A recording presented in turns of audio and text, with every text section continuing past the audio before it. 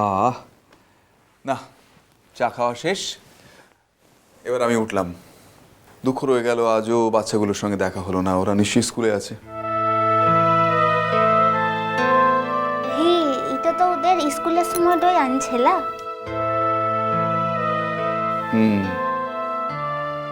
দাদা, আমি তবে এলাম। আপনাদেরও বলছি আসি। বাহা, আসি। ভর দুপুরবেলা আমার জন্য এতটা করলো, আর ভাত না খাইয়ে নিজে মুখ ফুটে একবার বললেও তো পারতো, কিন্তু না না, আমি নিজে থেকে বলে মাথা চড়াবো না বাবা। এবারে তো আমাদের বাহারা নিয়ে একেবারে মুখে কুটু পেটে রয়েছে। কেন এবার বলতে পারছিস না যে ভাত না খেয়ে যেতে দেবো না? এমনিতে তো এঁচড়ে পাকার, এইবার একেবারে কচি খুকিট। ও দাদা, একটা কথা ছিল, একটা অনুরোধ। একা কোথাও বেরোবেন না। যদি বেরোবার প্রয়োজন হয় তাহলে ছোট ভাইকে একটু স্মরণ করবেন, আমি কৃতজ্ঞ থাকবো। না না, আমাকে বাড়িতে ঢুকতে দিতে হবে না। আমি আমার রথখানা আপনার বাড়ির দরজার সামনে দাঁড় করিয়ে রেখে দেবো। সারথি হতে তো পারবো, ছোট ভাইকে এটুকু অধিকার দেওয়া যাবে না?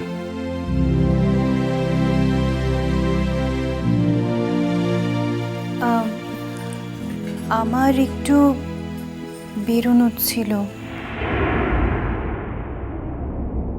আমি আমার বাড়িতে আপনাকে ওয়েলকাম জানিয়েছি, রাস্তায় ঘাটে নয়। আপনার বেরোনোর প্রয়োজন থাকলে আপনি 100 বার বেরোবেন, কিন্তু আপনার মতো করেই আপনাকে বেরোতে হবে। আশা করি আপনি আমার স্ট্যান্ড পয়েন্টটা বুঝতে পারছেন। ছেলেটা কি আদপেই এমন ভালো, না বারপারটাই মারছে আমাকে ইমপ্রেস করার জন্য? যা বলছে তা যদি ওর অন্তরের কথা হয়, তাহলে তো এমন ছেলে বউ ভারতে মেলা ভালো।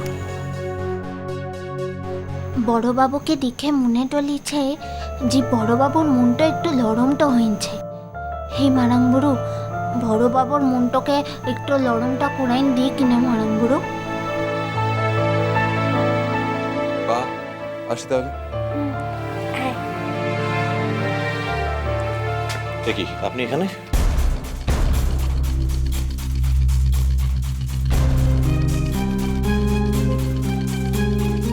বাহ বাহ, আপনিও দেখছি মারমুখী হয়ে জিজ্ঞেস করছেন, কি ব্যাপার? কি হয়েছে মানে? এখন শুধু আপনাকে নিয়ে দেশের সমস্ত সাংবাদিকদের জল্পনা তুঙ্গি, আর আপনি জিজ্ঞেস করছেন? কেন, আমি নতুন করে কি অপরাধ করলুম? কি হয়েছে আপনি জানেন না? আরে খবরটা পাওয়ার পর আমি এতটা এক্সাইটেড হয়ে গেছিলাম যে ছুটে ছুটে অফিস থেকে বাড়ি চলে এসেছি। অফিসে কাউকে জানাইনি, ভাবলাম সবচেয়ে প্রথমে আপনার এক্সক্লুসিভ ইন্টারভিউ আমি করব, তাই কাউকে কিছু জানাইনি। কি সব বলছেন? কি বলছি মানে আপনি জানেন না? যাকে নিয়ে এত হইচই সে নিজেই খবরটা জানে না, এটা আমার বিশ্বাস করতে একটু কষ্ট হচ্ছে। একেবারে জানি না বলাটা ভুল হবে। ইনফ্যাক্ট ওই বিষয়ে কনসেন্ট পেপারে সই করবার জন্য বেরিয়েছিলাম, কিন্তু রাস্তায় দাদার সঙ্গে দেখা হয়ে গেল। কি ঘটনা ঘটেছে রে? ভুল না হচ্ছে বাবু? কি কি হয়েছে আমরা তো কিছু বুঝতে পারছি না। জেঠুমণি, এই মুহূর্তে আমাদের বাড়িতে কে দাঁড়িয়ে আছে তুমি জানো?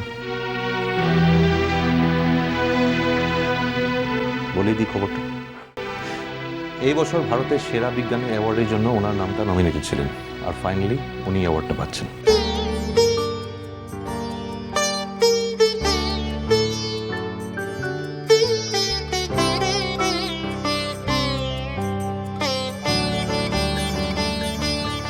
বিজ্ঞানী বাবু, ভাইয়া, আর কোন কোন স্টলওয়ার্ট এই অ্যাওয়ার্ডটা পাচ্ছেন?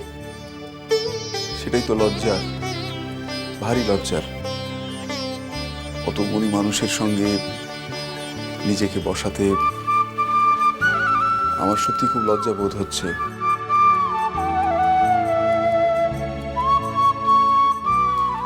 আর সেই জন্যই কুণ্ঠাবোধ করছিলাম আর কি। মানে তুই জানিস তো? তা জানতাম।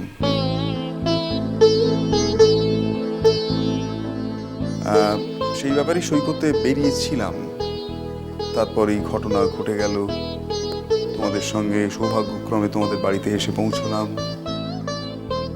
তারপর সই করার কথা ভুলেই গেলাম।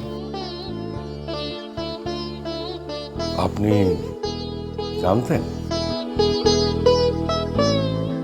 বারে, উনি জানবেন না? ওকে তো সব থেকে আগে জানানো হয়েছে।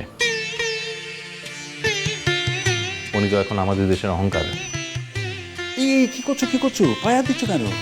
বারে, তোকে প্রণামটা করবো কেন? আমি কাকে প্রণাম করব? হ্যাঁ, এইরকম একটা দিনে প্রত্যেকটা মানুষের তো ইচ্ছে করে গুরুজনের পায়ে হাত দিয়ে প্রণাম করে আশীর্বাদ নিতে।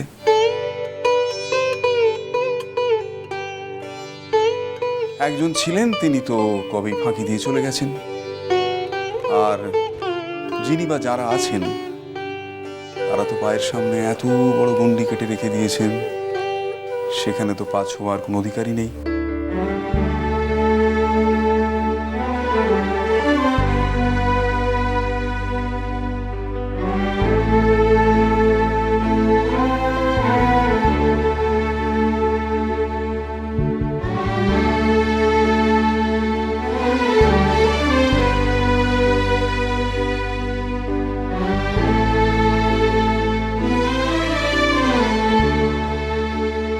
আজ একটু কনসিডার করুন না।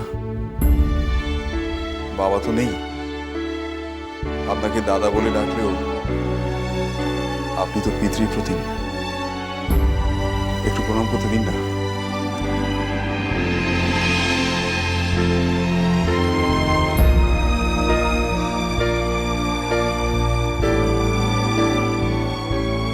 তুমি তো নিজেই বড় দুর্লভ রত্ন হে ছোকরা। হ্যাঁ, এত বড় একটা দুনিয়া কাঁপানো অ্যাওয়ার্ড পেয়েও একবার বলনি তো? এই মুহূর্তে যা পেলাম তার থেকে দুর্লভ বোধহয় পৃথিবীতে কিছু নেই।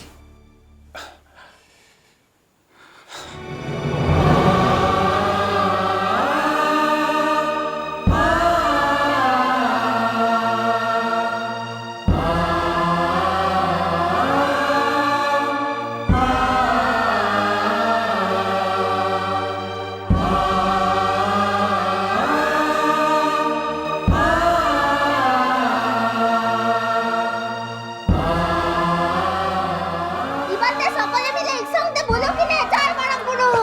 জয় মারাঙ্গুরু।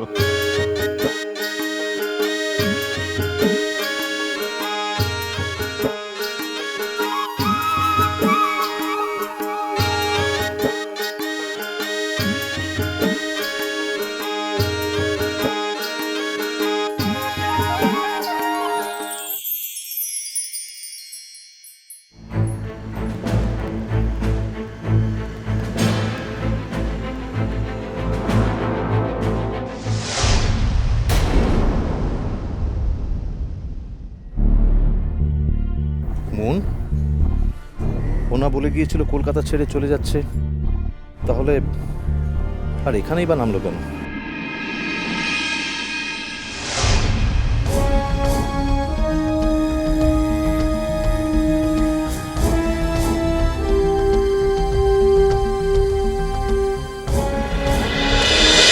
মিষ্টি কুটু মিষ্টি কুটু মিষ্টি কুটু